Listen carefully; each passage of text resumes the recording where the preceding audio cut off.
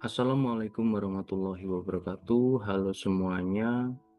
Di video kali ini kita akan membahas topik yang sangat relevan dan sering kita jumpai dalam lingkungan kerja kita sehari-hari, yaitu konflik dalam organisasi. Kita akan mengupas tuntas mulai dari pengertian, jenis-jenis, penyebab, hingga bagaimana cara efektif untuk menanganinya. Semua ini berdasarkan perspektif teori perilaku organisasi. Mari kita mulai. Mari kita mulai dengan memahami apa itu konflik. Dalam dunia bisnis, komunikasi yang efektif adalah kunci utama keberhasilan. Namun, ironisnya, komunikasi pula lah yang seringkali menjadi pemicu munculnya konflik, yang kemudian dapat menimbulkan masalah. Konflik itu sendiri adalah sebuah proses dinamis yang tidak muncul begitu saja, melainkan berkembang melalui beberapa tahapan. Penting untuk kita pahami bahwa konflik tidak selalu buruk. Organisasi yang terlalu banyak konflik tentu berbahaya, tetapi organisasi yang sama sekali tidak memiliki konflik juga patut diwaspadai. Konflik kini dianggap normal karena setiap individu memiliki pendapat yang berbeda, dan tidak semua orang dapat menerima perbedaan tersebut. Oleh karena itu, kemampuan mengelola konflik menjadi sangat krusial. Untuk mendapatkan pemahaman yang lebih mendalam, mari kita lihat definisi konflik dari beberapa ahli. Menurut Sukamto, Rekso Hadiprojo, dan Hani Handoko, konflik diartikan sebagai segala bentuk interaksi, pertentangan, atau antagonistik antara dua pihak atau lebih. Ini terjadi ketika masing-masing pihak ingin mempertahankan nilai-nilai yang mereka yakini benar, dan bahkan berusaha memaksa pihak lain untuk mengakuinya, baik secara halus maupun keras. Sementara itu, Marot and Simon memaknai konflik sebagai suatu gangguan dalam mekanisme standar pengambilan keputusan yang membuat individu atau kelompok kesulitan dalam memilih alternatif keputusan. Ini menunjukkan bagaimana konflik dapat mengacaukan proses kerja kita. Sekarang, mari kita ambil contoh nyata. Salah satu jenis konflik yang sering kita temui adalah konflik horizontal. Konflik ini terjadi di antara sesama pekerja yang berada pada departemen yang sama dan pada tingkat hierarki yang setara. Bayangkan skenario ini: tim pemasaran dan tim penjualan. Keduanya sama-sama di level manajerial. Tim pemasaran mengusulkan anggaran besar untuk branding jangka panjang.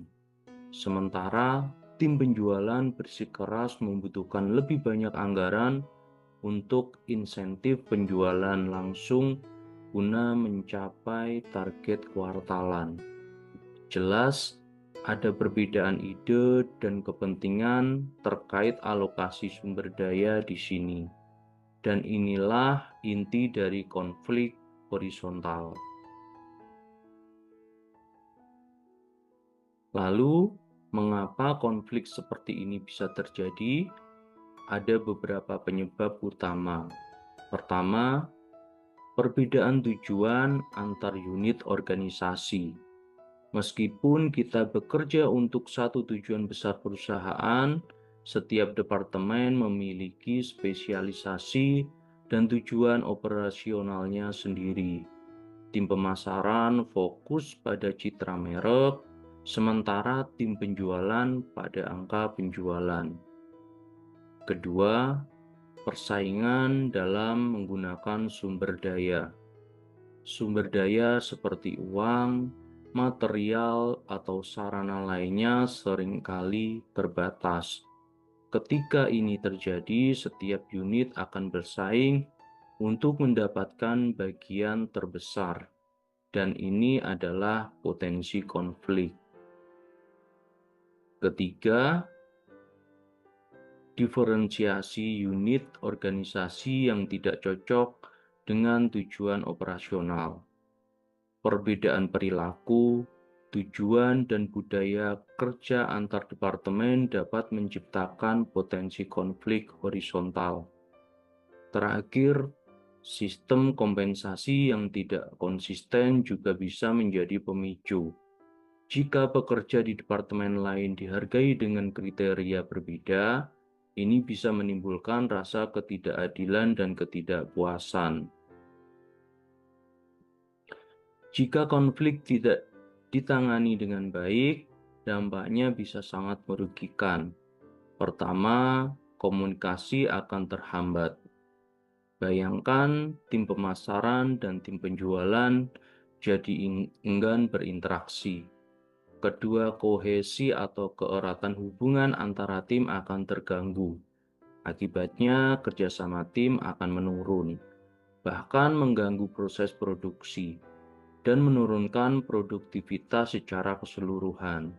Yang lebih parah, konflik bisa menumbuhkan ketidakpuasan terhadap pekerjaan dan menyebabkan individu mengalami tekanan atau stres, seperti kecemasan, kesulitan konsentrasi, bahkan sampai mangkir dari pekerjaan.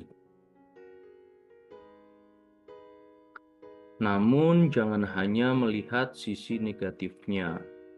Konflik yang dikelola dengan baik justru dapat membawa dampak positif yang signifikan. Konflik dapat membuat organisasi tetap hidup dan harmonis, mendorong kita untuk menyesuaikan diri dengan lingkungan dan beradaptasi. Ini membuka jalan bagi perusahaan dan perbaikan dalam sistem, prosedur, bahkan tujuan organisasi itu sendiri. Konflik juga dapat memunculkan keputusan-keputusan yang inovatif, karena kita dipaksa untuk berpikir lebih keras dan kreatif. Dan yang terpenting, konflik dapat memunculkan persepsi yang lebih kritis terhadap perbedaan pendapat, sehingga kita belajar untuk memahami dan menghargai sudut pandang orang lain. Lalu, bagaimana cara kita menangani konflik ini? Salah satu strategi paling efektif adalah melalui negosiasi. Menurut Afif, negosiasi adalah strategi yang paling umum dan dapat berhasil jika berbagai kepentingan yang berbeda mencapai titik temu. Ini adalah proses dinamis di mana berbagai taktik dapat diterapkan. Negosiasi memungkinkan kita untuk duduk bersama, memahami posisi masing-masing, dan mencari jalan tengah yang menguntungkan semua pihak. Robin dan George menggambarkan proses negosiasi dalam 5 tahapan penting. Pertama, persiapan dan perencanaan. Ini adalah tahap di mana kita mengidentifikasi tujuan kita, kepentingan, dan alternatif terbaik jika negosiasi tidak berjalan mulus.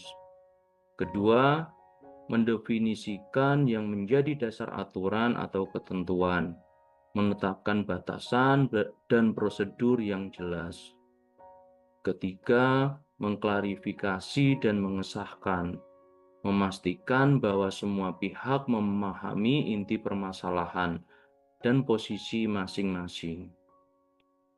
Keempat, menggabungkan dan menyelesaikan masalah.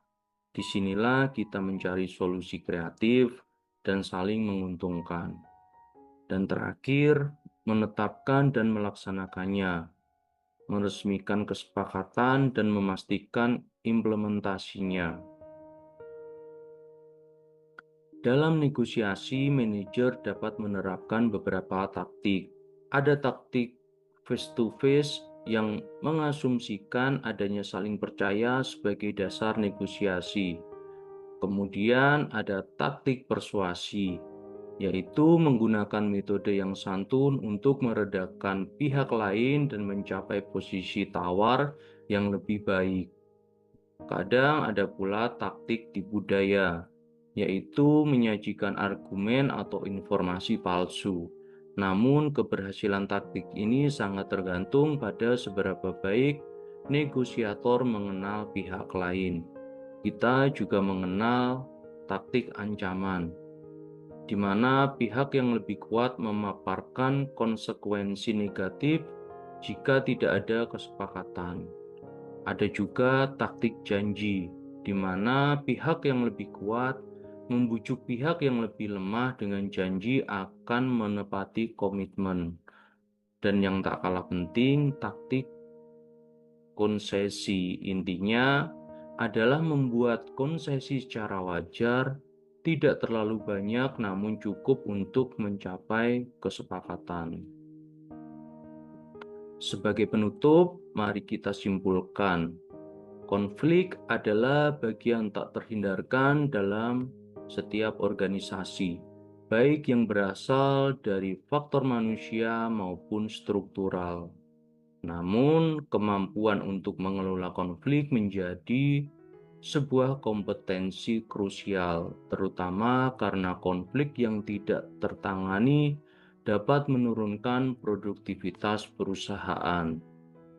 Dengan pemahaman mendalam tentang jenis, penyebab, dampak, dan strategi penanganannya, kita dapat mengubah konflik menjadi peluang emas untuk inovasi dan pertumbuhan. Mari kita fokus pada komunikasi terbuka, penyelesaian masalah yang konstruktif, dan negosiasi yang efektif untuk mencapai resolusi yang saling menguntungkan. Ingatlah, konflik bukanlah akhir, melainkan awal dari perubahan dan perbaikan. Terima kasih atas perhatian dan waktunya. Semoga materi ini bisa menambah wawasan kita dalam memahami dan menangani konflik di lingkungan kerja. Wassalamualaikum warahmatullahi wabarakatuh.